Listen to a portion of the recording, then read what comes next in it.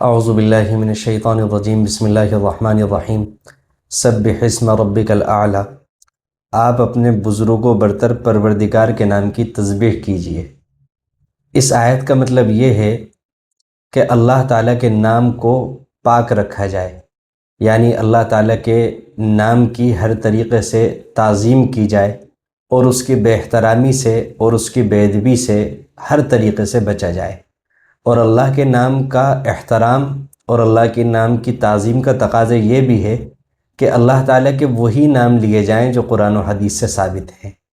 اسی طرح اللہ تعالیٰ کے نام کا ایک ادب یہ بھی ہے کہ جو نام اللہ تعالیٰ کے ساتھ مخصوص ہیں وہ نام بندوں کے لیے استعمال نہ کیے جائیں۔ مثال کے طور پر بہت سارے لوگوں کے نام رکھے جاتے ہیں، عبد الرحمن، عبد الغفار، عبد القدوس، عبد الصمد، لیکن لوگ کیا کرتے ہیں، نام کے بڑے ہونے کی وجہ سے یہ کہنے لگتے ہیں صمد، رحمان، غفار، رزاق، اس طریقے سے نام دینے لگتے ہیں۔ یہ اللہ کے نام کی سخت بے ادبی ہے۔ نام لینے والوں کو بھی اس سے بچنا چاہیے، اور جن کے نام لے رہے ہیں لوگ انہیں بھی یہ کرنا چاہیے کہ وہ لوگ جب نام غلط لیں تو ان سے کہیں کہ بھائی ہمارا نام صمد نہیں ہے، ہمارا نام تو عبد الصمد ہے، ہمارا نام عبد الرحمن ہے، ہمارا نام رحمان نہیں ہے، ہمارا نام عبد الغفار ہے، ہمارا نام غفار نہیں ہے۔ تو یہ اللہ کے نام کے ادب کا تقاضا ہے۔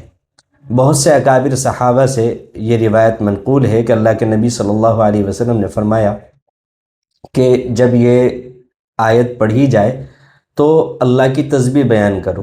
اس لیے بہت سے صحابہ کرام سے بات منقول ہے کہ ان کے سامنے جب بھی یہ آیت پڑھی جاتی تھی سبح اسم ربک الاعلی، تو وہ سبحان ربی الاعلی پڑھا کرتے تھے۔ لیکن یہ نماز کے باہر کا حکم ہے، اور نماز کے بارے میں اللہ کے نبی صلی اللہ علیہ وسلم نے فرمایا کہ اس کو سجدے میں کر لو، یعنی سجدے میں سبحان ربی الاعلی پڑھ لیا کرو، جیسا کہ ہم سب کا اس کے اوپر عمل ہے۔ تو یہ تو سبح اسم ربک الاعلی کا مختصر سا مفہوم ہوا اور اس کی تفسیر ہوئی۔ پھر آگے اللہ تعالیٰ نے فرمایا الذی خلق فسوی، جس نے ہر چیز کو بنایا اور ٹھیک ٹھیک بنایا۔ اب دیکھیے اللہ تعالیٰ نے ہر چیز کو ایسا بنایا ہے کہ اس سے بہتر اس چیز کو بنایا ہی نہیں جا سکتا تھا۔ آپ دیکھیے اللہ تعالیٰ نے پہاڑوں کو اونچا بنایا، اور اللہ تعالیٰ نے درختوں کو نیچا بنایا پہاڑوں کے مقابلے میں۔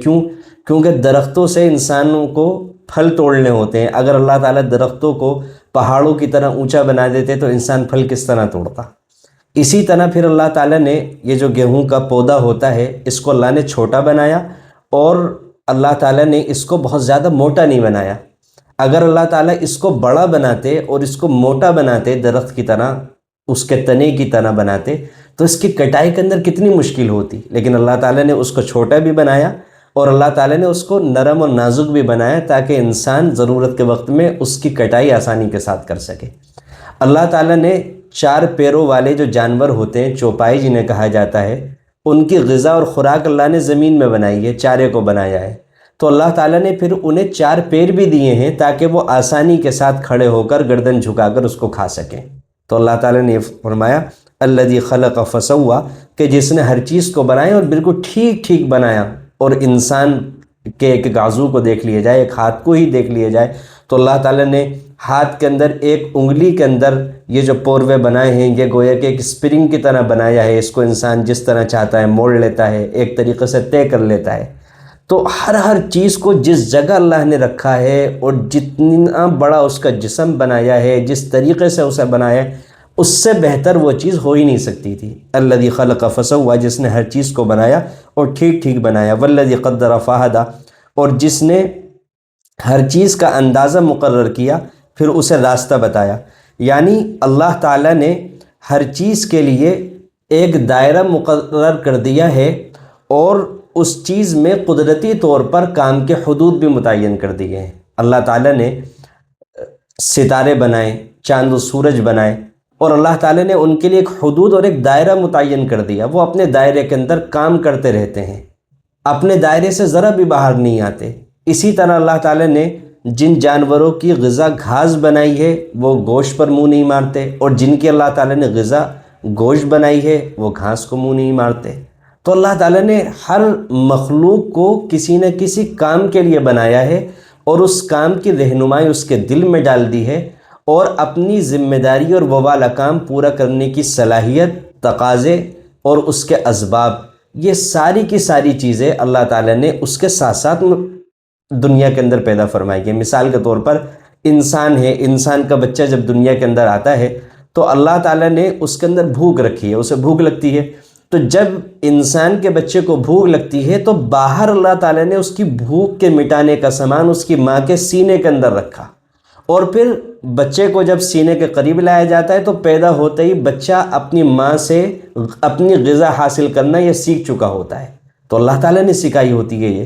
تو اسی طرح اللہ تعالیٰ نے ہر انسان کی فطرت کے اندر اللہ نے یہ خزانہ رکھ دیا ہے، یہ علم رکھ دیا ہے کہ وہ اپنے تقاضے پورے کرنے کا علم حاصل اس کو پہلے سے ہے، اور انسان کو یہ بھی صلاحیت دی ہے کہ انسان مختلف چیزوں کو ملا کر ایک نئی چیز بنا لیتا ہے، انسان کو یہ ایک الگ خصوصیت دی ہے۔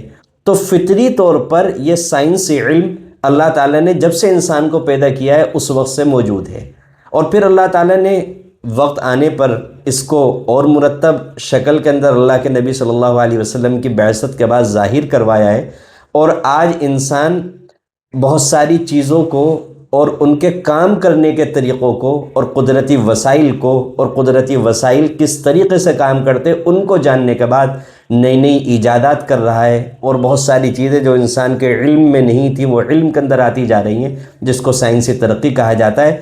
اس کا نقطۂ آغاز وہ تھا، اور اس کا نقطۂ عروج یہ چل رہا ہے، اور ابھی اللہ تعالیٰ کو جہاں تک منظور ہوگا اس کی ترقی وہاں تک ہوتی رہے کہ فہدا کے اندر یہ ساری کی ساری چیزیں داخل ہیں۔ اندازہ کریں ہم کہ قرآن کریم کتنی جامع کتاب ہے اور کتنی اہم کتاب ہے، اور کیا اللہ تعالیٰ نے اس کے اندر بیان فرمایا ہے۔